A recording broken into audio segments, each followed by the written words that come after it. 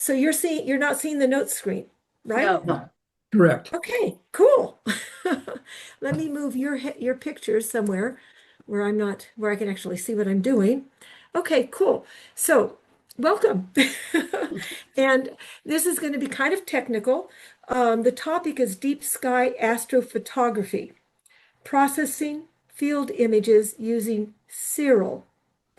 Cirrus is open source software that you can download for free from the internet. So it's wonderful. It takes faint light that you can collect from distant space, like the light from the Andromeda Galaxy, and turns it into a beautiful image. So I'm gonna show you kind of a field. Let me go to the next slide and kind of go through what we're going to be talking about. First, I'll go through a field setup, just the ingredient list, because most of the time I'll be spending with you will be on the workflow itself, how to run this software that's free and you can download from the internet. And why am I interested in this? Because I've been shooting astro images for decades, auroras, Perseids, comets, but I've never shot deep space, which is a whole different game. And I've become fascinated by it because if you think of the Andromeda Galaxy, that light is ancient. It's 2.5 million years old before humans were on this planet. So to me, it's just a phenomenal thing, and I love it. So I'm hoping that I can instill some curiosity in you for doing what I've been doing, and maybe you'll get into it like I have. So most of the time will be spent on the hardest part I found, and that is processing the images correctly using this free software. And then I'll show you the Galaxy as it turned out for me, and I'll give you some resources. And then tomorrow I'll email out some beginners and in kind of a more detailed, in advanced and beginners kind of workflows so that you can actually go through that and you can save yourself a little bit of time, hopefully, from what the amount of time I've taken to get to this point. Okay, onward. So the field setup, briefly, all you need is a tracker, tripod, and we already own our cameras, something that shoots raw, and a lens. I already owned a 200 millimeter lens, which was a lens that I used for my target for this presentation. And the reason why I used a 200 millimeter lens is because the Andromeda Galaxy is actually 6 times wider than the moon. So this lens works perfectly. Hmm. So all we needed to do then in order to do this is buy a tracker. And you think, oh my God, it's going to cost an arm and a leg. But it doesn't. It was $680 on sale at B&H last fall. I don't know what the prices are now, but on sale, that's not much more than a mid-range prime lens. So you can have all of this, and what this tracker does is you align it to the North Star, and you have an app on your phone, and you say, go to this place, and it does it. And then why do you need a tracker? Because the Earth moves, obviously, and you're going to be collecting dim light. So you have to collect a lot of dim light. And that means 75 minutes of collecting dim light. And so that means you have to track that galaxy or whatever object you've selected for a long enough time and keep it sharp. So a tracker is essential. Besides a tracker, these are the kinds of things you collect when you're doing your shooting. And the software I was telling you about that's going to be the focus of this presentation is called Cirrus. And it actually needs these calibration frames in order to subtract thermal noise, optical noise, electronic noise from the images that you're taking. So I shot 150 lights to get Andromeda. Your object could take 100 to 200, maybe 300 images, depending upon how dim it is. Then immediately after that, because you want to capture the thermal noise, it's simple. You cap your lens, shoot another 20 to 50 frames. That's it. Then, well, it's really not that complicated for that. And then the next step is the flats. which don't have to be done at the same time. The darks have to be done at about the same temperature that ambient temperature that you're shooting the lights. Then for the flats, you're going to put either a t-shirt, which is what I did because I didn't own a flat panel screen, put a t-shirt in the dawn over my lens with rubber band and made sure my histogram was at about the middle of the graph and shot another 30 to 50 frames with all the other settings the same. The final calibration set are the biases, and again, not difficult. Throw a lens cap on, all the settings are the same except for the exposure, and you crank it up to the fastest shutter speed. And that one will deal with the electronic noise. So that's the data you have to collect in the field. So once you have that, I'm only throwing this in to let you know what goes on under the hood. If you really want more information, you can go to this book, which is covered here. Where is it? Ah, there. Which screen? It's been fun. It's chapter 2 in the Astrophotography Mastering Image Processing with Cyril by Cyril Richard, who is the guy who's in charge of the Cyril project right now. He wasn't the first one, but he's the one in charge now. And this just goes to show you that all of the calibration information you've collected gets integrated, gets subtracted or removed from your raw image, either subtracted or divided, and you end up with one final image at the end. So let's move forward into the meat of this discussion. How do you go about processing it? So that's the collection. And I don't think it's as complicated. I mean, we do cameras, so for me, it's not so hard to shoot images, right? However, dealing with this program is similar to running Photoshop from scratch. There's a little bit of a learning curve, and I'm hoping that, um, I'm hoping that you'll be able to do it in half the time it took me, or maybe a quarter or an eighth of the time it took me to figure out, because it is a new program. And there are a lot of scripts, and which one do you run where matters because it's all mathematical. So let's start with a little bit of this question. I mean, I guess the first question is, why can't I use Photoshop or Lightroom? I own it. Why do I have to use Cyril? Well, if you look at the image on the left, that's one of my light frames. And if you look at the image on the right, that's what happens if you use Cyril to reveal that galaxy. And it's phenomenal. It's mind-blowing to me that we can get this kind of data ourselves with our own cameras, a camera that shoots raw. So let me go forward with maybe a little bit more technical stuff. This is a pipeline. Everything runs inside this software called Cyril. And I broke it down into, this is not how Cyril breaks it down, but this is how I broke it down for this talk. The stacking, calibrating your background and color, enhancing, those 3 steps are run on your data, your raw data that you've collected from the sky. And it's called linear data in the Cyril jargon. Until you get to stage 4, the miracle stage, where you reveal the galaxy, and that's called stretching, and the data is then nonlinear. And the reason why these terms linear and nonlinear matter is because some scripts that you'll see in Cyril could be run on one form and not the other, because it messes up your data. Your pixels have data in them and they get incorrectly aligned and you have mistakes. So let me go forward with the first step. And that is download it from the internet. Not hard. We've downloaded programs before. The next step is to open it and then get the scripts because they don't come packaged per se in it. So the scripts that you would want to download to follow my workflow, the one that I'm using here for this presentation to reveal Andromeda, are the Verilux scripts.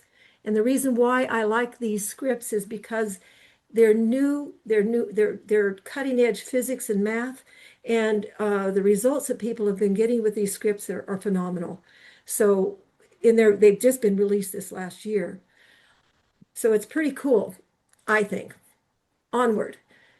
So now you have all your images and you've kept track of which ones are dark, which ones are lights, which ones are biases, and what your, all the calibration frames and so forth. So you're going to put those in a working folder. You're going to run the script. You're going to process it, and you'll have an output. You'll have one file called an output.fit, and that's the file you work on. So one thing to be aware of is that this is a pretty intensive workload for your computer, and it will take a lot of space initially. For my Andromeda image, it was 243 gigs. Of that, I could delete 200 as soon as I got my final file. But you need to make sure that you have that much space on your hard drive, or purchase an external, really fast solid state hard drive. We've used SanDisk Extreme Pros, and they come in different speeds, but I'd go with as fast as you can afford if you're going to do it on an external hard drive. So let's go through this step by step. The first thing you want to do is set your home screen. Let's see if my cursor works here. Can you see my cursor? Yes. Does that work? Oh, good. All right. You'll make sure that when you click the home, that's just an icon home, that your folder comes up and shows where your images are. You just dump your darks into something you've labeled darks. You dump your biases into a folder labeled biases. You dump your lights into a folder named lights, and flats the same. And if you have them all in these folders just like this, and when you hit home, that becomes your working folder, then you can go to the next step. And that is run the script. So at this point, you click on, this is the one I used. There are other scripts, but this is the one that I found the most useful for me. And I think it probably would be the best one for you to start with. And you've got to have a starting point, and then you can always add embellishments as you get into programs and do more things. But this is a good beginning way to start. Then you want to go take a break, go for a walk. It'll take 90 minutes, maybe 2 hours. Depends on how many images you have. So this is a time to take a break because your computer's going to be working. And if you have a faster computer, it'll go faster. If you have a slower computer, a little slower. If you have a slow external hard drive, it'll take longer. Just depends on all those parameters. The next step is output. And this is where you don't freak out. I'm just encouraging you not to freak out. Because when you open your computer, you're going to see the screen on the left. It's going to be black. You're going to think, oh my God, I put all this effort into it and there's nothing there. Why'd she take me down this rabbit hole? But don't fear. You haven't lost anything. What you do at the bottom, there's a little tiny pull-down menu that says linear. What you're going to do is press something called select the auto stretch option. And when you do that, it's just an amazing thing. It's a visualization tool within Cyril. It's like a super smart exposure slider that doesn't clip the bright stars. It's brilliant, really.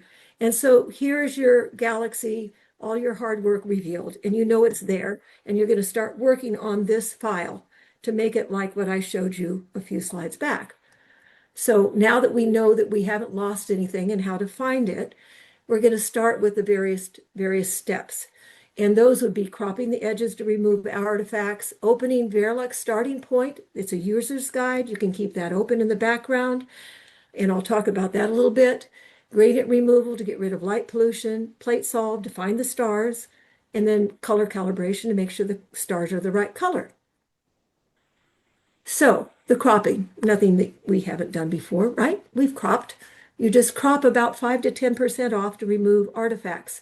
The only thing I will tell you is do not rotate, because you think, oh, what does it matter? I could rotate this, right? Well, each one of those little pixels has data in it. And if you rotate it, you mess it up. So don't do it until you're at the end of your workflow. Wait on that. At least that's what the developers say.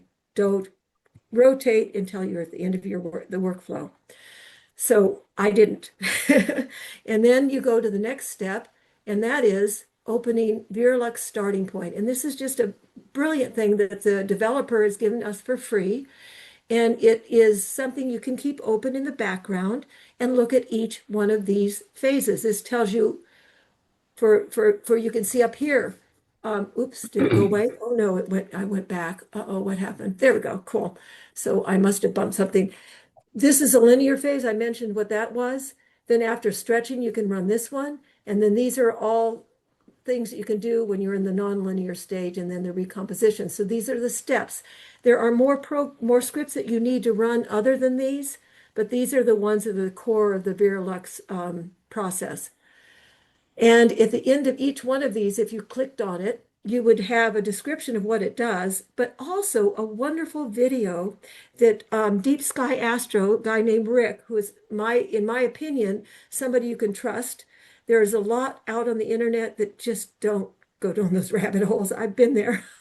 They'll take you down a rabbit hole and they're totally wrong. It's important to know who your trusted authorities are. And the developers of the program are, of course, and this guy, Rick, Deep Space Astro, and the developer actually thought he was good enough to put his video links at the bottom of each one of these segments so you can actually look at those too.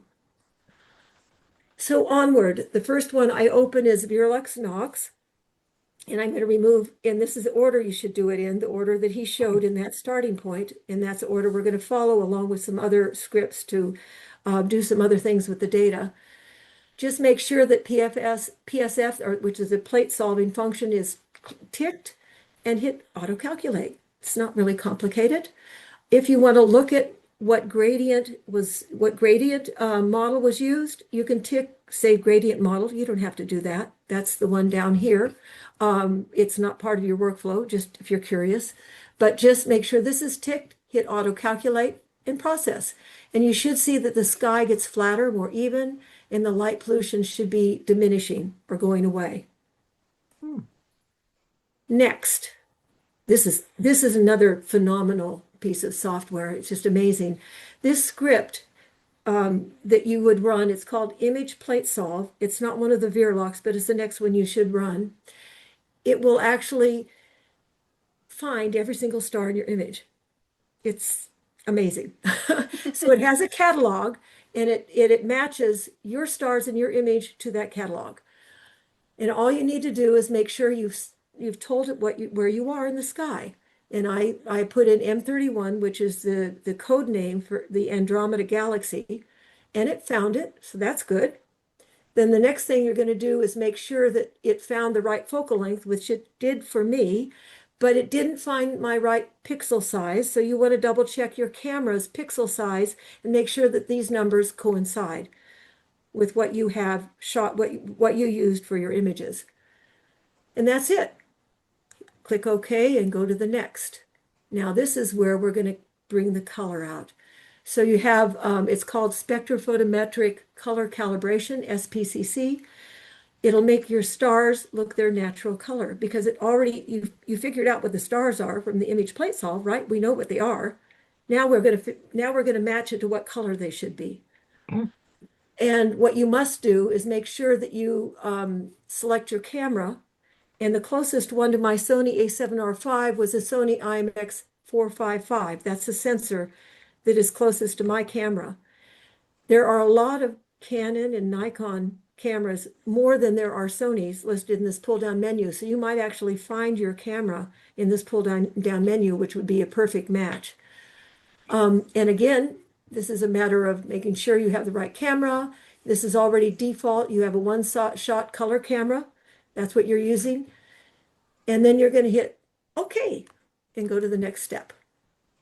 And that is denoising. We all know about denoising because we do that with our images, right?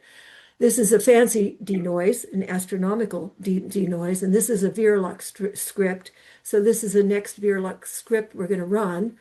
And when you open it, and I'm putting at the bottom, I didn't mention this earlier, but it's really helpful to know where to find these scripts because there are lots of scripts. And so that'll be in the beginner's handout too, which should save you a lot of time because you may go through all these different pull down menus and where is it? I had that problem. So I put them not only in these slides that you can look at, but also in the handout. So you shouldn't have to waste time on that.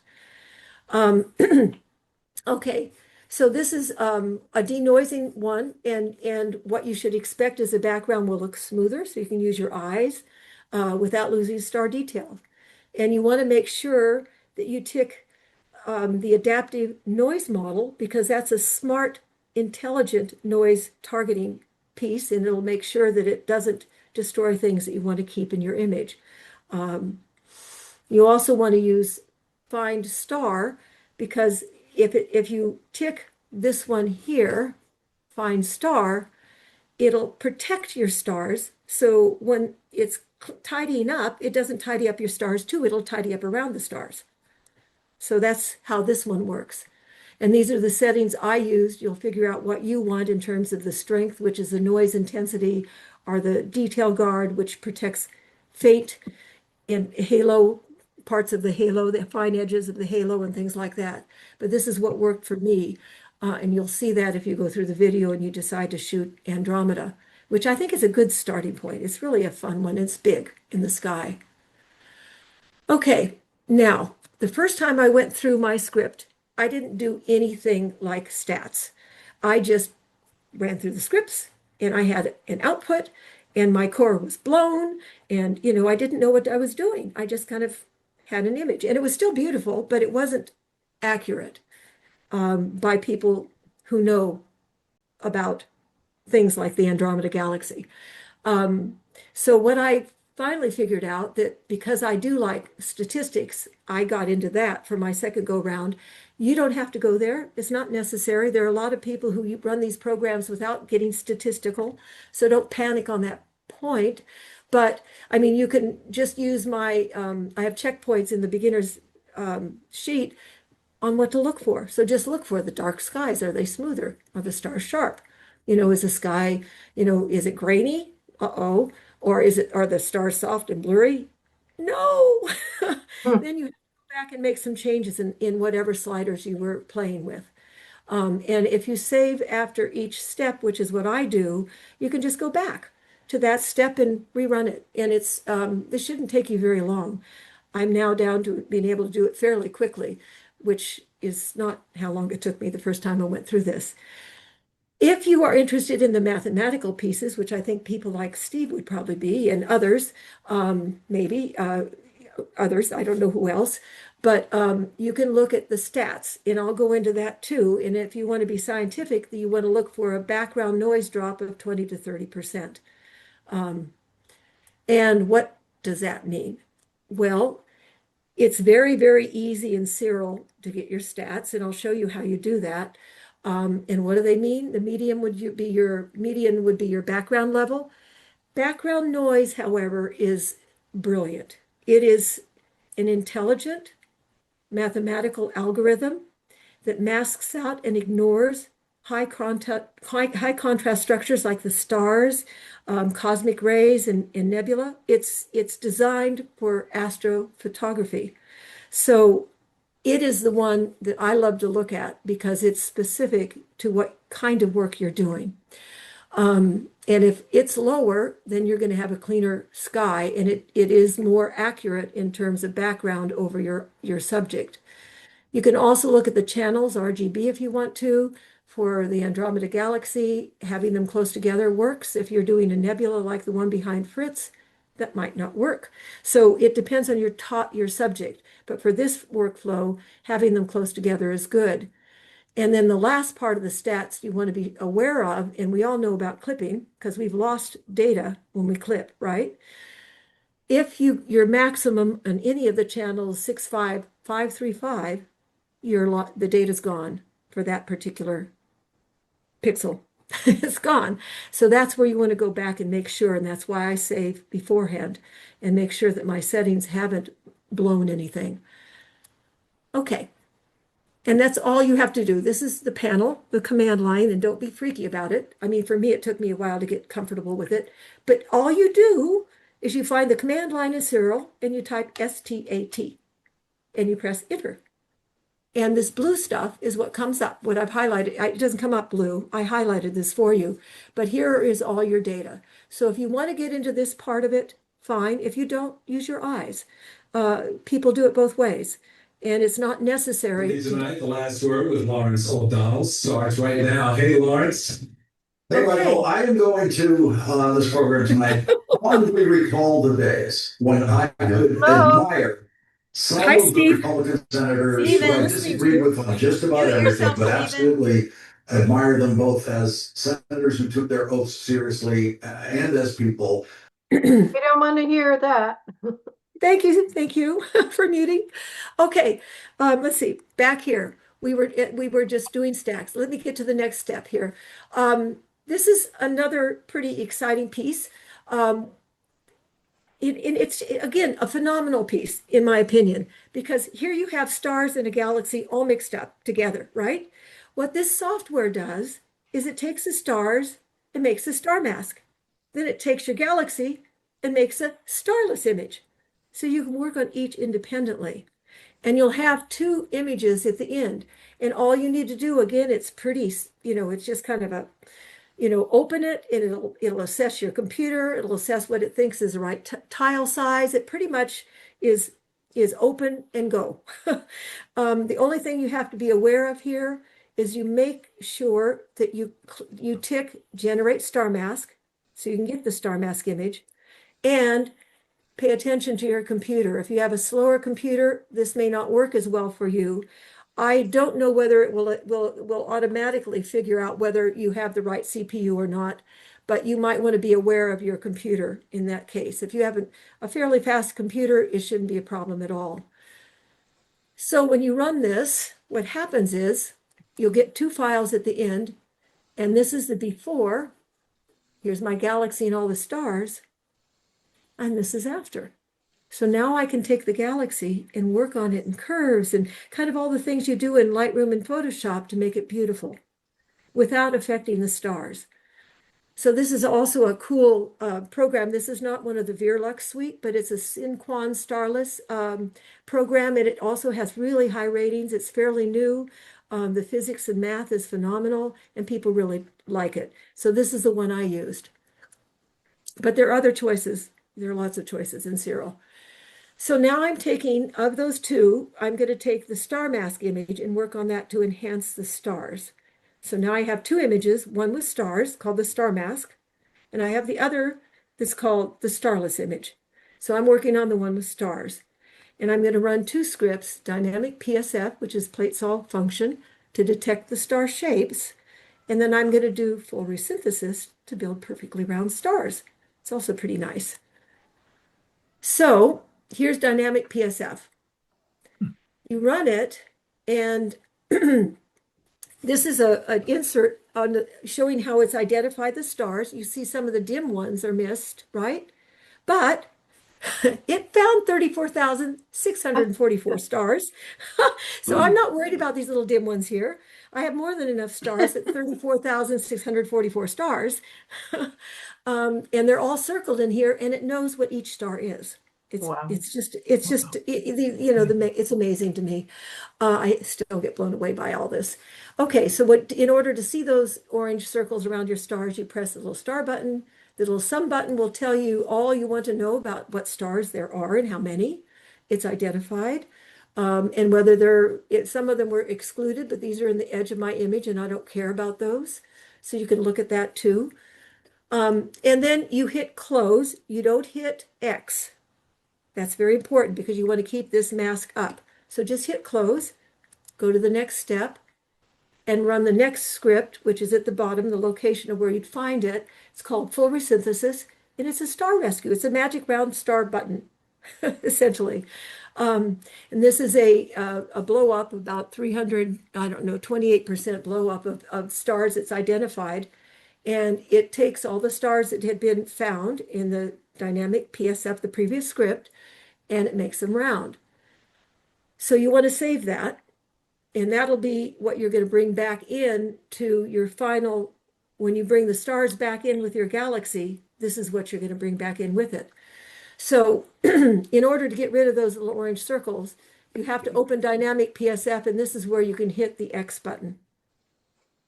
And the little red circles will go away, and you'll see your stars like this. And they're points, like you would see them in the sky.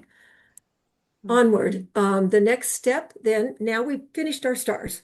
Our star mask is done. That's what we're going to bring in at the end. Now we're going to work on the galaxy. So the next step is to run a few scripts. Some of them are Verilux. Most of them are the Verilux scripts. Um, and then at the end, we're going to recombine the stars with the galaxy.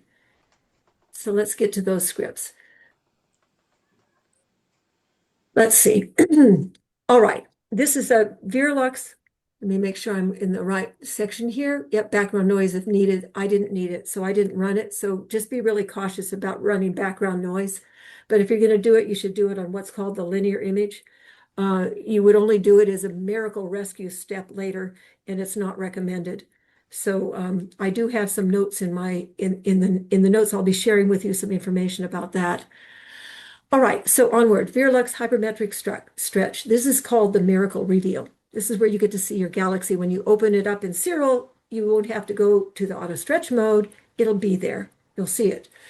And all you need to do here is, and I would recommend for a beginner, use ready to use. That's fine. And hit auto calc and run it. You can look at the live preview, which I'm showing you here. And then when it's done, you go to the next step. And that is a checkpoint, in my opinion, just to make sure that you're still okay with your medians and that you still have not blown anything. Again, I don't know if you need to look at stats. I kind of got into them. I don't know how much I'll use them now that I'm more familiar with the program. I'll probably use them in certain places, but not as much as I was doing before. But this is up to you.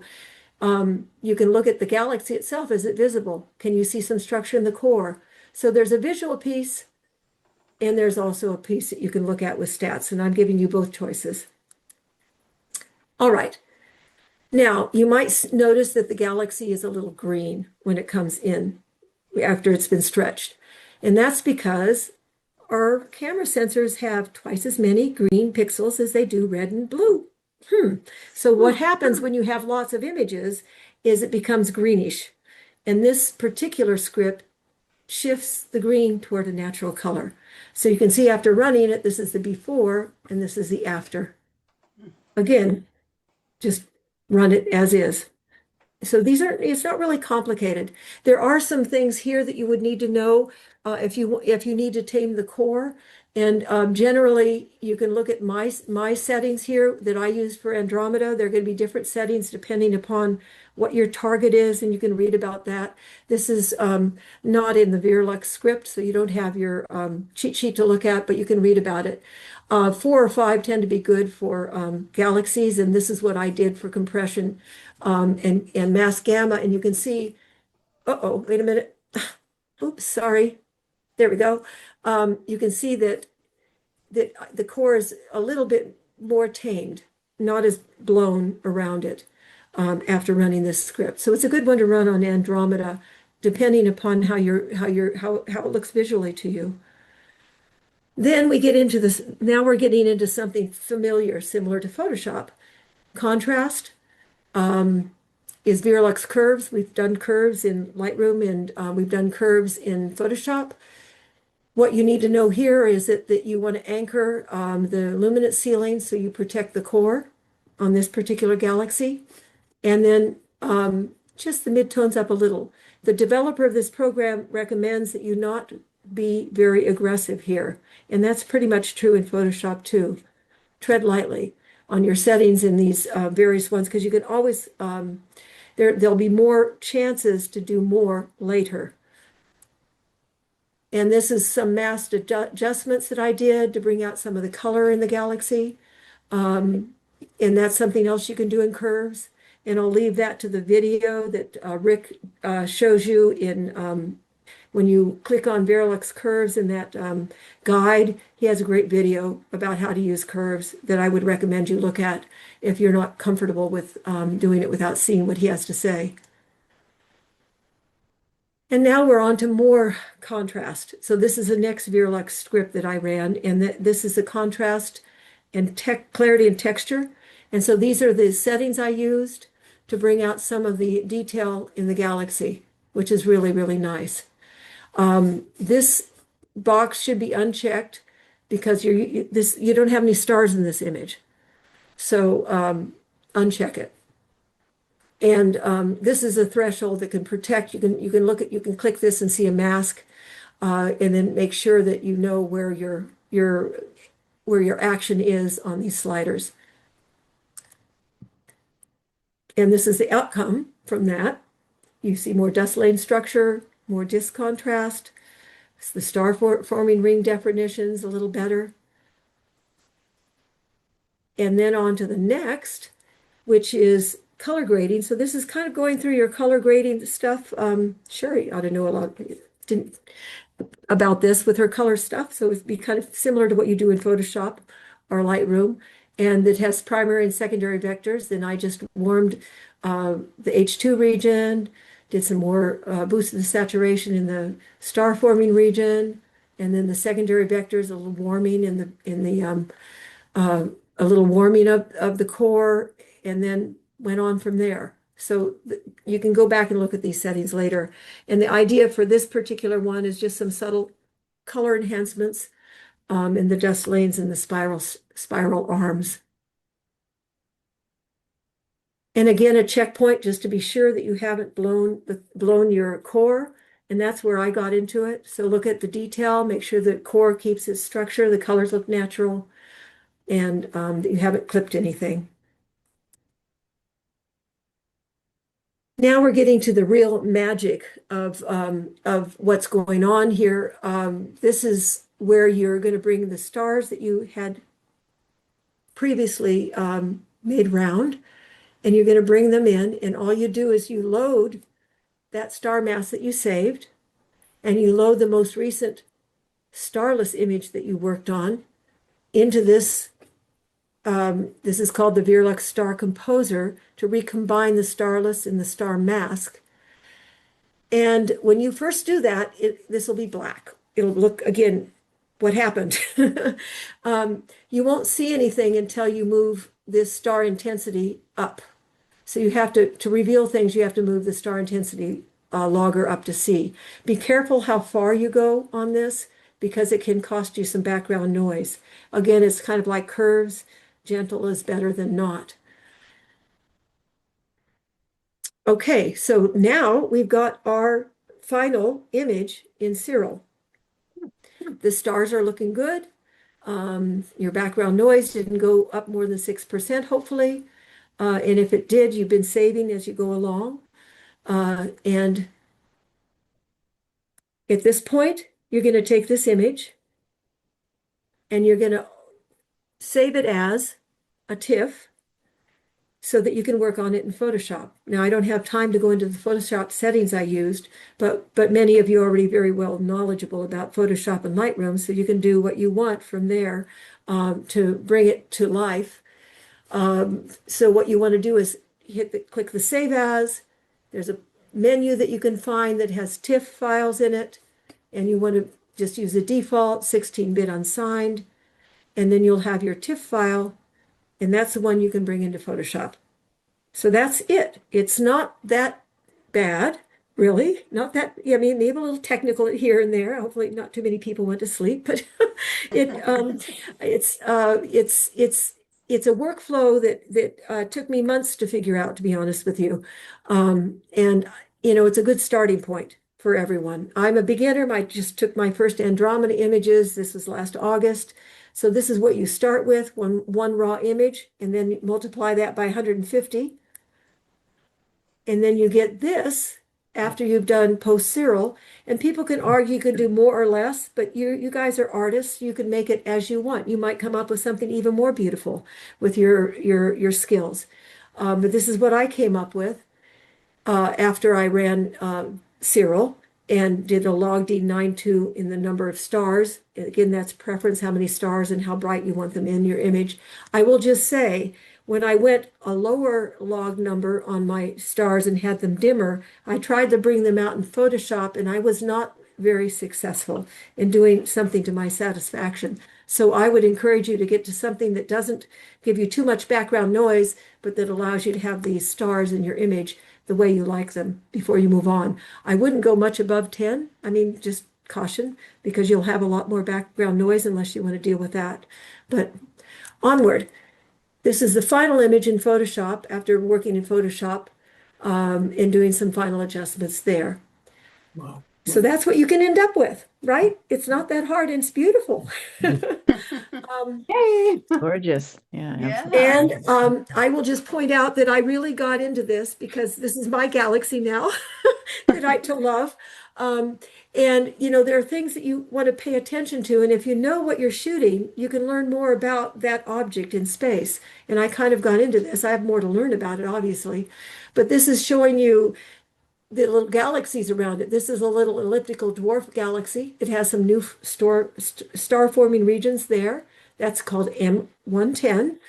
Then there's another one. Oops, my arrow's not pointing to it. I'll point to it with my, this is the other little one. That's called M32. And I love that one. So be careful not to denoise it out because it can go away. I'm still working on some things to make sure it's even more prominent. But I like it because it's the mature ancient, kind of the old stars.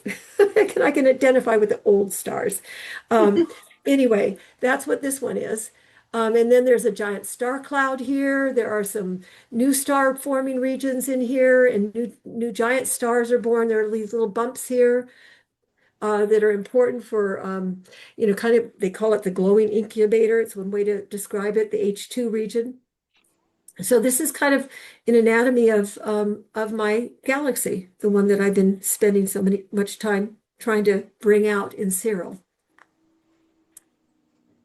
So the last thing I'll say is that there are some resources here. And of these, I will be sharing this list with you. And I think they should be links that are active. Hopefully they are. I tested them and I think they'll work from the PDF. The ones that I think are very important are like the Cyril docs, the Virlux docs. And if you ask anything about AI, don't listen to a thing they say unless you say, have you checked the Cyril docs? You have to spell it out, SIRIL, because it'll go down some other rabbit hole. Or have you checked the Virlux script docs? And that's how you'll get more. Or maybe Rick at Deep Space Astro, because his mathematical senses are good. And it'll give you better information on what to do to not destroy your data by running scripts in the wrong order, which I did initially. And this workflow should give you the correct order to run the scripts. There are more scripts you could run if you wanted to, but it's a good starting point. And here are places you can go to learn more. So, questions? How did you get started? What? How did you get started? Well, as I said, I'm married to a guy, Fritz, who has been an enthusiast for decades, and we've been shooting all these things around space. And I just thought, oh, I want to get something. Our cameras collect light. This is ancient light, 2.5 million year old light. What could be more exciting than that to me? I mean, it's just fascinating that we can actually do this with our cameras, just a camera that shoots raw. To me, it's phenomenal. And that's what made me excited. And the bug, I've really been bitten by the bug. I really want to get into nebulas. I've done some other shooting. And now that I have a workflow, it'll be a little faster to process it. In fact, you can do it way more quickly now. It took me a long time and I went down all kinds of rabbit holes doing the wrong thing, the wrong scripts, and then the wrong advice, because the internet is all over the place. And you'll get bad advice, and I have. and finally, I think I have the correct advice here. The advice that tends to match the documentation and tends to match the people who understand the math and physics of what those scripts are doing, which is important. So you don't run them in the wrong order and destroy the data that you had before by running the wrong script second. It's the old adage, let's say we're going to sharpen. We're going to denoise, then we'll sharpen, right? Well, wait a minute. If you denoise first and then you sharpen, what happens to all the stuff from the sharpening? The sharpening goes first, the denoising is the cleanup. And that's how I think about it. That's how I think about the Cyril scripts. It works in Cyril that way. So it's just, these kinds of things are, ways to think about it. And that's kind of, I love it. I love it. I'm totally addicted to it. And if Marcia, who is here, actually does these kinds of images in actual scapes where you have, a beautiful background, and she shoots the same night the background and things like Andromeda or things like the nebulae over the right place. So she figures out where they're going to be at the right time to get them just beautiful. So, that's another phase. I'm not there yet, but that I'd like to get into that vein too, to be able to be good enough to do that. I'm still in the beginning phases. How long was your exposure, your integration time on this? Okay, because it was my first set of data and I didn't have one of the remote intervalometers, I just used my camera 30-second. And so this is 30 seconds, 150 lights. And that's why I didn't ruin the core too much, I think. That may be why I was able to get more on the core, because I didn't leave it so long. And I guess what I'd like to do next is learn how to use this program, and I'm not there yet, to take some short exposure of those really hot parts like the core of the Andromeda Galaxy, and then some longer exposures to get some of the fainter parts. And you can do that in Serial, but that's my next adventure. Right now, I can just bring it out and it looks decent. I'm still learning about the other things you can do. Another thing that I've learned is for my camera, there's a dual gain sensor. And so there are parts of that sensor, if you run at a certain ISO, you get better outcomes with less noise. So there's so much to learn, and I'm still learning. But I now know what I'll do with ISO next time as well to reduce noise in the beginning Pat, for my camera. Pat, how long does it take, would you say it took you to process your picture? Okay. Oh, Well, the shooting was 75 minutes, and then you just okay, shoot the yeah, yeah. darks and the others. So that was quick, fairly quick, fairly decent. Mm-hmm. You don't want to know how long it took me to get to this point. Oh, But now yeah. that I'm there, I could rerun it probably in a few hours. I mean, maybe even less. I That's know cool. I know what to do and I know how to look through it. Probably a couple of hours, maybe more or Oh, less. Now that I have a workflow that seems to be good. But there's always more to learn. So, I might go down rabbit holes while I'm doing it too. But yeah, no, fast. If you use the workflow that I've given you, and I've tried to catch all the flaws in it. I found one more today just before this meeting. So I fixed that and I'll fix the handouts before I send out. Um, because you think you've got the answer and then you do more digging and you find that you've got a better answer. And all I can say is what I've learned is if you're working with AI, only ask it to look for trusted authorities, ask it to look at the docs specifically, and then you might get an answer that's correct because it'll throw something out. For example, I wanted to be sure of where the guy who created the Veerlux scripts, what country he came from, because I forgot.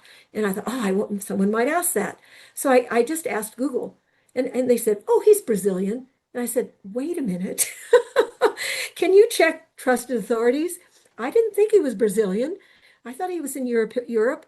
And it came back, oh, I'm so sorry. He's actually Italian. So, that's what happens if you don't ask the right questions in AI. You have to be careful, is all I can say. And especially with Cyril, because it's not as well known as some things. And so you just be sure you ask for trusted authorities or ask it to check the docs, and then it'll be more accurate, hopefully. A very minor point, make sure you spell things exactly right. There are a dozen variations of Verilux, and Exactly. so forth. What I do is I spell out Cyril, and I don't know if you noticed this, but uh, the new update came out, and now I'm running 1.4.4, and that happened June 17th. So I've just revised things for that. But when you're talking to AI, if you're talking to it, you need to spell out SIRIL 1.4.4, and then you need to spell out Veerlux and you need to talk about the script and make sure it knows what you're talking about. And then you can get good information. Just don't don't be lackadaisical when you're asking AI and trust it. And I How think did I'm you on find version Andromeda? 3.20. What?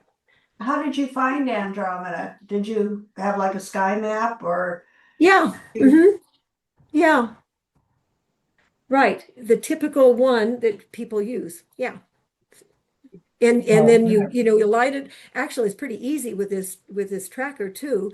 We knew where it was in the sky, the and then we aligned the tracker on the North Star, and then you can use your little app to say go to Andromeda, and it does. But I wanted it to be high in the sky because you have a lot of atmospheric um, atmospheric junk if it's low in the sky. So it was pretty high in the sky, and we just did it from our deck at the ranch. So Neil had a what's question. what? Neil I- had a question. So after you spent all that time taking the picture and all the time processing, I'd love to hear how you focus. Because to not get a sharp focus after all that would be pretty disappointing. Exactly. Yeah. Well, that's something you'll have to make sure you have all your settings correct in your camera. And I'm not going to go into the cameras. I know what to do with my camera, but make sure it's not in autofocus for one. That's, Marcia can attest to that. If you're shooting during the day and then you forget to turn that off, then you want to check the first few images. And then you'll want to go in and look carefully to be sure that those stars are points. And that's what you want to do. Shoot some images and then Are you check. taping this? Once you get it, are you taping it? Am I doing what? Putting tape around it so it can't change or move? Gaffer's tape works. Some people say use it, some people say don't. Um, we have gaffer's tape, so I use it sometimes. Yeah, yeah. There's something called a Bakhtinov mask that you can put on front of your lens Oh, that that's true. does this I haven't used it diffraction yet. pattern that Chris is just bought absolutely it. amazing for getting focus in dark skies. You just focus on a dark star, or on a bright star, and twiddle the focus until the diffraction pattern looks accurate, and you're done. It's absolutely amazing. How do I you mean, spell it's that? like a little filter that goes in front of your Yeah, I lens. can't wait to try it. I've been spending How all do you my time spell? with software. Could you say the name of that product again, please? I can say it, but don't assume I'm pronouncing it correctly. But it's Bakhtinov, B-A-H. Marcia can correct me, I'm sure. No, that's the right What? name for it. Yeah, Bakhtinov mask. Yeah. It's a focusing mask. You can get on it. I think the one we have costs like $70, something like that. Is it Baktinov? Something like that. Um, maybe if you give me I haven't used it yet. Chris has been touting it because I've been spending all my time working on scripts. I haven't had time to collect more data yet. I have some data I haven't even processed, but because I've been working on this. But maybe I can include it in the email tomorrow if you give me the exact spelling, Fritz. Okay, got it. Text it to me. I'll put it in. One thing that you want to check on though, if you set your camera up and the sky or the temperature has not settled down yet, you can get a shift in your focus. And so it's a good idea to check the focus every once in a while until the night gets the temperature it's going to be at for a while. Because as the sun goes down, your ambient air is going to cool, and that can shift your focus in your lens. Great tip. Thank you. The other thing on You're lucky focus, Marcia's here. She can fill in gaps. All right. You've done the a other brilliant is, job. the other issue on focusing is if there's a lot of dew, moisture in the air, it'll mess up with your lens and you might want to get a lens warmer. I have one. We haven't used it. I used it once. I haven't really needed it here, but yeah, one time it was worth using. Yes. I mean, when I shot these images, I didn't need it, so I didn't use it. I didn't own it. But yeah, I do have one now, and that's a good tip too. Thanks, TJ. Yeah, anytime you're near the water, a lake or the coast, you want to have that dew heater with you. So have a nice external battery you can plug all these things into. Can you please stop share so we can see everyone? Oh, yeah, I'm sorry. Oh, yeah, let me just end slideshow and then do that. Thank you very much for reminding me. Okay, end. And then where is it? Let's see. Okay, let me just minimize this and see if I can find, oh no, I hope I did. Oh, here, just make this large and there we go. Share. Oops, nope, close there. That's not it.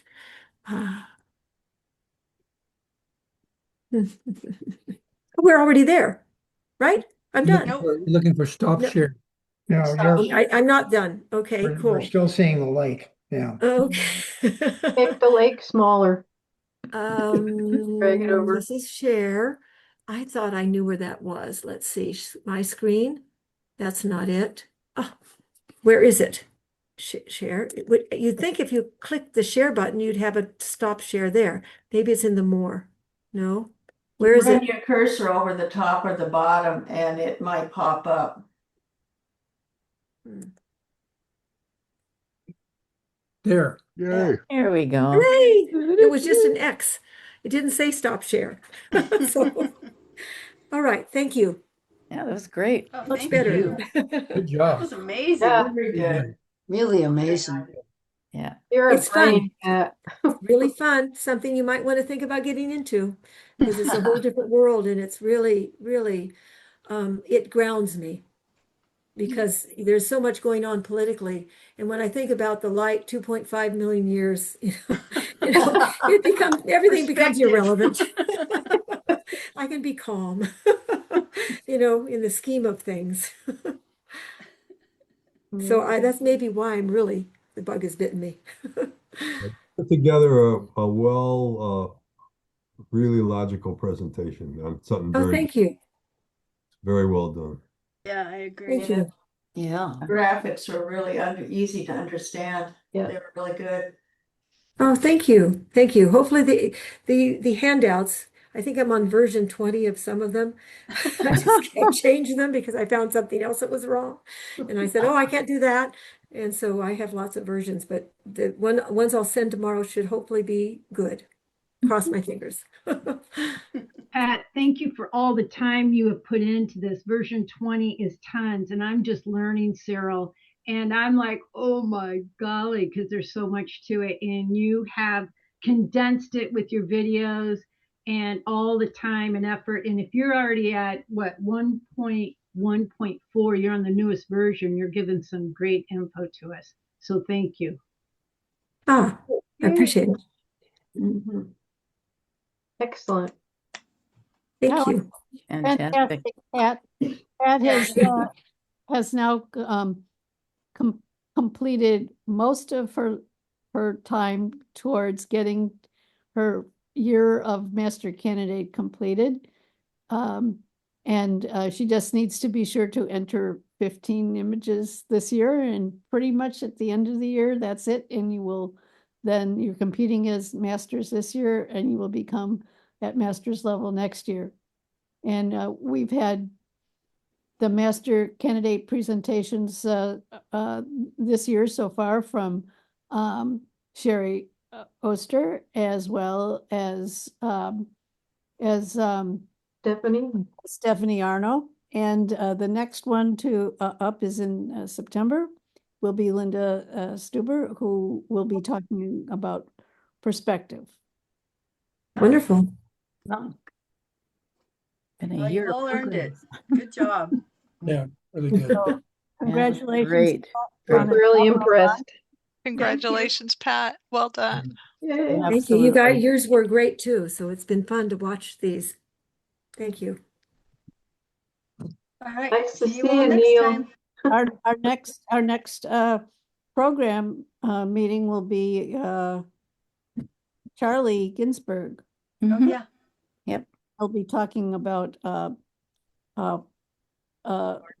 flower photography. And then in August, we get together, and this is something to prepare for, is that we really love doing portfolios.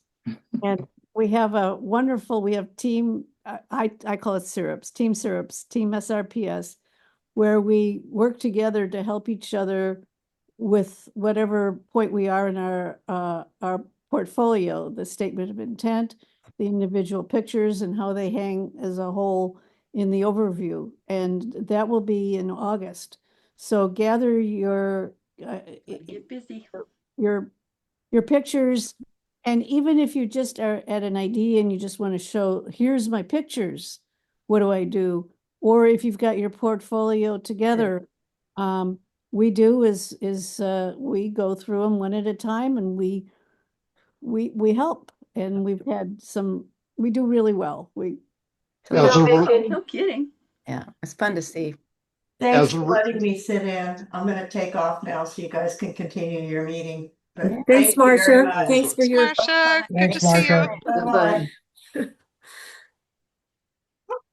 Bye-bye. You just have to be a competing member to be able to enter the portfolio. I'll send out a note, Bill. Okay.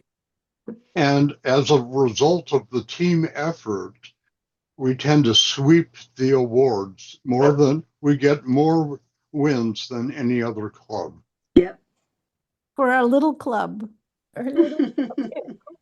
Powerful I think little the club. preparation's handled really well. I think that helps people a lot.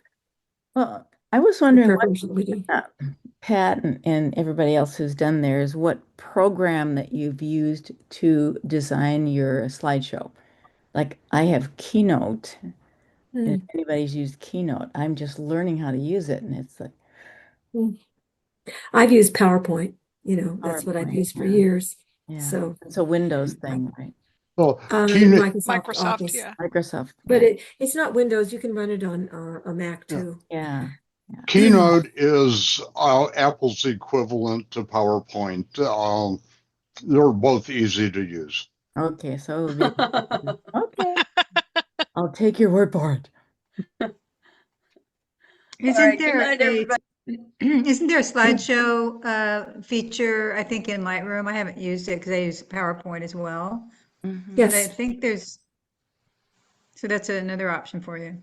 Okay. Want to have even more control, there's another thing called Photo Magico, FOTO. Oh. How does it give Yes. you more control? Photo Magico is what I used for my master's presentation. Okay. And it's very easy to use and very powerful. We've been using it for a long time. Okay. Yeah. FOTO MAGICO. Okay. Cool. Nice to see everybody. Yeah. Thank you. Good to see you. Good night. Good Good night. night. Thanks Good again, night. Pat. Right.